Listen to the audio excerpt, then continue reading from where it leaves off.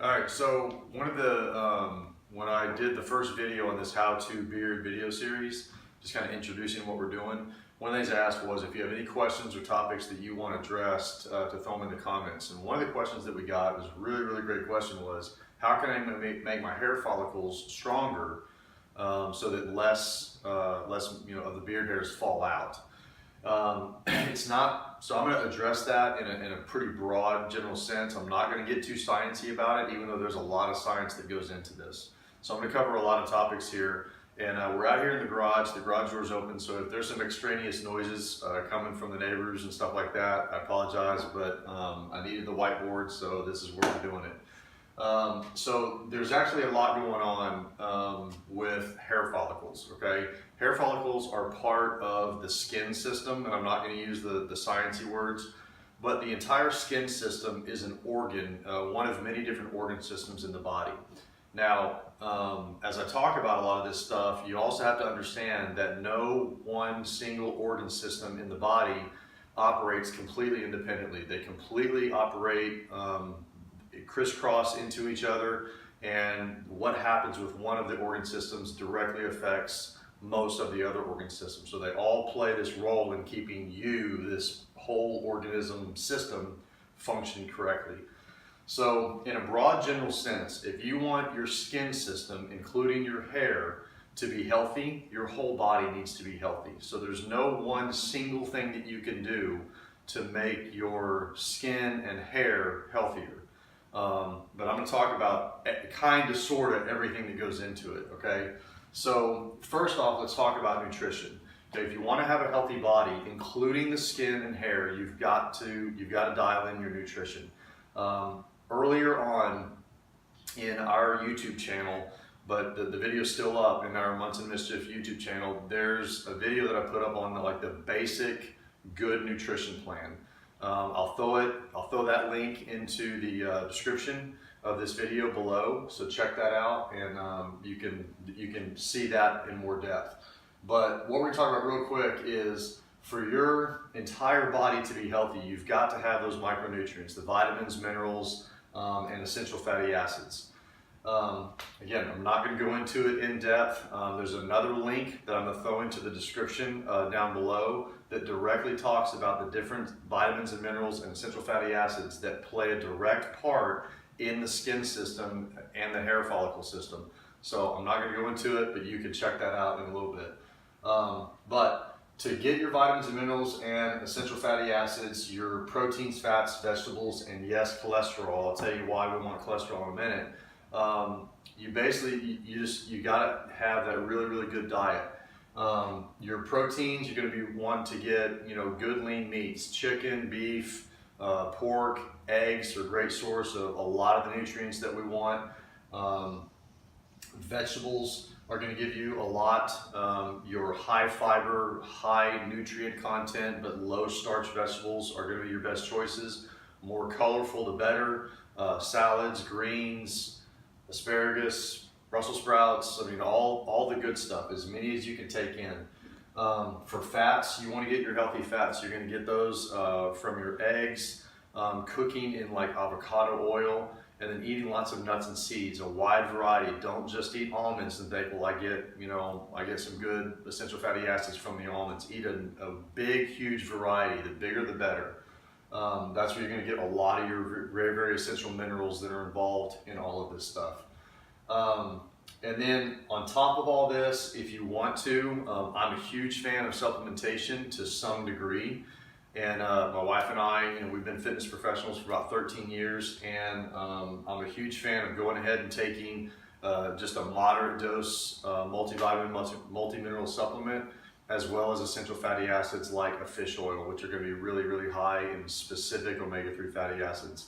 So a little shameless plug here. I don't care what brand you use, but I'm just sharing with you what we use. We take Advocare for most of our supplements, and their multivitamin, multimineral is called Coreplex, and their fish oil is called Omegaplex. I'm going to put a link at the bottom if you want to check it out. Great. If you don't, if you have your own brand that you want to use, that's fine too. I'm just telling you that's what we use. So dial in your nutrition. If you have any specific questions about that, feel free to throw them in the comments and I'll address them as best that I can. But to save time, I'm just going to move on. The other thing you want to talk about is your hormones. Okay, your entire glandular system plays a huge role in the health of the epidermis. Okay, cholesterol. The reason I listed cholesterol down at the bottom and again here at the top is cholesterol is actually extremely essential for the body. It's got a bad rap over a lot of years of misinformation, but there's a couple things you have to understand about cholesterol. For one, cholesterol is one of the structural pieces of basically the balloon layer, the lipid bilayer that make up all of your cells. All the cells in your body are individual little items, and there's an inside and an outside. The barrier that keeps the right things in and the right things out is made primarily of lipids or fatty acids and cholesterol. You have to have cholesterol to have a healthy body, okay? The other thing about cholesterol is the parent structure. It's the parent to all of your sex hormones. So if you're not getting enough cholesterol, your liver just produces more. Okay, if you're getting a bunch of cholesterol from your diet, your liver produces less. Okay, your body keeps that in balance. It's a pretty smart system. I'm not going to talk about drugs that affect cholesterol. If that's something that you have to be on because your doctor says so, that's your business. But I just encourage you to research this on your own before you start gobbling down drugs that affect your cholesterol levels because you're supposed to have it. Okay. It's also, like I said, it's the parent for most of your sex hormones. One of the hormones that is directly going to affect your hair growth is testosterone. Okay, testosterone is the male sex hormone that basically provides male characteristics like having a lot of hair. Okay, so if you want your hair growth to be good, your hormone profile has to be good, a bunch of them, but testosterone is one of them. So make sure your testosterone is up by making sure that you've got good cholesterol from the diet, that we'll talk about this in a minute, that you're exercising, that you've got good circulation, that you're getting plenty of sleep, and you're reducing your stress.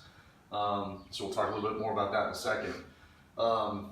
Glucocorticoids is basically like a cortisol system, and that's going to directly be affected by how much stress is in your life. If you've got a ton of stress going on in your life, your cortisol is going to be high, and that's going to reduce your testosterone, and it's going to play a direct negative effect in how healthy your system is.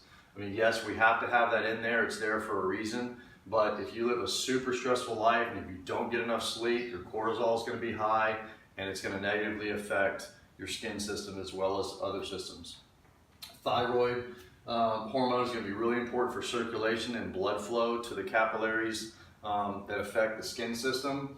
And then a lot of people don't know this, but there's actually a growth factor hormone that's specifically called epidermal growth factor. Okay, this is a hormone that directly affects how healthy your skin system is. It basically promotes at the most basic cellular layer, it promotes new cell division or the development of new skin cells. Okay, that's something that you want. You want those skin cells to turn over a lot so that your system stays young and fresh.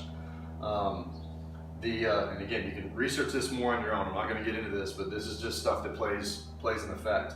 Growth hormone is also important for making sure that the skin stays young and healthy. A lot of people have called growth hormone the fountain of youth hormone because it promotes new collagen and all the stuff that makes your skin young and healthy. Growth hormone is one of the hormones that plays a big factor in that. So to have all of these things running correctly, it just comes back to living a good lifestyle, a good solid nutrition plan, not a lot of junk food, not a lot of sugar, exercising, getting plenty of rest, just basically clean up your life, clean up your diet, and this stuff is going to be a lot healthier. And what's going to play a big negative factor on all of this hormone system is if you've got too much stress and if you're not getting enough sleep. Okay, this will throw your hormones off, like it'll really throw this stuff out of whack. So dial in your nutrition, get plenty of sleep, and reduce your stress. The last thing is circulation, okay? Every system in the body it relies on blood flow to get nutrients delivered to the new cells and wastes taken away from the cells. So circulation is going to play a big, big part. The best way that you can improve your circulation, yes, nutrients and hormones play a role in that, but the best way that you can improve your circulation is to go ahead and exercise. Any kind of exercise is better than no exercise, but I'm going to tell you right now, you can argue about this if you want to, I'm happy to do it, but the more intense the exercise, the better. Lift weights, lift heavy weights, high intensity training, high interval type training, CrossFit type training, powerlifting. I'm not saying don't do other types of training. I'm not saying don't do yoga. I'm not saying don't do martial arts. I'm not saying don't do long, slow runs or bikes or stuff like that. That's great. Put all that in there. But if you want to maximize growth or hormone response, okay, one of the ways to do it is high intensity exercise, okay? High intensity exercise directly stimulates growth hormone output, testosterone output, and it definitely affects your circulatory system. It makes your lungs work better. It makes your circulatory system work better. So if you can get all of that kind of dialed in, that's gonna be the best thing that you can do to get your skin system, which includes your hair follicle system, the healthiest that it could possibly be. Now, where do beard oils and beard balms play a role in affecting all that? If basically I'm saying that most of this is internal, how does an external input help the system at all? Well, it does. For the most part, your skin system is a barrier, okay? It's a line of defense. It's a barrier against environmental factors that are constantly coming at us. So for the most part, your skin is designed to keep a lot of things from the environment out, but there are some things that do absorb readily into the skin. For the most part, your skin system is kind of a waterproof barrier, but oils do get absorbed, not readily, but they do help, okay? And there's a couple things that I want to talk about real quick. There's a bunch of oils that you're going to find in beard oil products, but these are the ones that I think are the most important. And these are the ones that you should look for in a beard oil or a beard product. Argan oil is really high in vitamin E and omega-3 fatty acids, which if you come back and dig into this kind of stuff over here, you're going to find that that's really important. And it helps with dryness, okay? So if you've got and you'll see this in a lot of shampoo and conditioner products for your hair too, is a lot of them are including argan oil now because it's really, really good for dry skin and dry hair on moisturizing that. So that's gonna help as you're growing it out, and everybody deals with this when you're growing the beard out, that it's the hair is now protecting the skin from the kind of moisture that you were getting from the environment, and some people start getting kind of that dry itchiness in their chin and cheek area. So the argan oil is going to help. I don't know if I'm saying this right, jojoba. I don't know if that's right or not, but jojoba oil. This oil actually, very chemically speaking, closely mimics what's called sebum, and sebum is the oil that is secreted at your hair follicle, okay? So there's a sebaceous gland that's connected to every single hair follicle in your epidermis. And that secretes a kind of a mucousy secretion called sebum, and that's what moisturizes the hair shaft and the skin surrounding that area. Well, as you're growing your beard out, if you're finding that it's kind of coarse and dry and rough, including the skin, then your sebum secretion is a little bit lacking. Now maybe it has to do with something that's going on over here, maybe it doesn't, but jojoba oil very closely mimics that. So it's basically the same kind of oil that you'd normally get from your sebaceous glands. We can get some of the same effects from the jojoba oil. Another two that are really, really good is avocado oil. It's very, very good at hydrating the skin. And then macadamia oil has specific fatty acids that are present in your skin that decrease as we age. Okay, and again, I don't want to get into the science of it, but so there's a lot of, there's some dialogue out there that macadamia oil may have some anti-aging effects as far as the skin goes. So why do I bring all this up? Because I've been using beard oil products for quite a few years now, and as I first started doing research on it, I was looking at a lot of this stuff because I thought for a while about making my own, and I just don't have the time to do that. But I was looking at the different ingredients, and then as I started using products, that's one of the things that I would look for in a commercial product is what kind of oils do they have in there. And it just so happens, you guys know in the last few videos that I've been a big fan of the beard struggle. You're going to find these four and quite a few others. You're going to find these oils specifically in the beard struggle products, in their balms and in their oils. They're not the only company that are using these, but they've got a pretty dialed in product as far as this kind of stuff goes. So be sure and check them out. I'll throw the link at the bottom of that as well.